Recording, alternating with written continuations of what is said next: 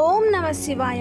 కార్తీక పురాణము 13వ రోజున భోజనములో ఏమేమి నిషిద్ధములో, అలాగే ఈ రోజు ఇవ్వవలసిన దానముల గురించి, పూజించాల్సిన దైవము గురించి, జపించాల్సిన మంత్రము దాని ఫలితము గురించి తెలుసుకుంటాం. అలాగే కార్తీక పురాణము 13వ అధ్యాయంలో కన్యాదాన ఫలము గురించి తెలుసుకుంటాం. కార్తీక మాసమందు భక్తి శ్రద్ధలతో కన్యాదానము చేసిన తాను తరించటయే కాక తన పితృదేవతలు కూడా తరింపజేస్తారని సువీర చరిత్రము ద్వారా తెలుసుకుంటాం. ఈ కన్యాదానాలు చేసినప్పుడు వివాహ సమయంలో వారికి మాట సహాయం చేసిన ఎంతో పుణ్యము కలుగును. కార్తీక మాసమున కన్యాదానం చేయవలెనని దీక్షభూని ఆచరించిన వాడు విష్ణు సాన్నిధ్యమును పొందుతాడు. కార్తీక పురాణమును పఠనం చేయలేని వారు ఈ పురాణమును వినెన్నో అదే ఫలితం దక్కుతుంది. ఈ వ్రతము చేయుటకు అవకాశం లేని వారు వ్రతము చేసిన వారిని చూచి వారికి నమస్కరించినచో వారికి కూడా తత్సమాన ఫలము దక్కును. ఈ కార్తీక పురాణమును వినెను చదివెను అందరికీ పూర్వ జన్మయందు ప్రస్తుత జన్మయందు చేసిన పాపములు పోయి మోక్షమును పొందుతారు. కార్తీక పురాణము 13వ అధ్యాయాన్ని పూర్తిగా వినదలిచిన వారి కోసం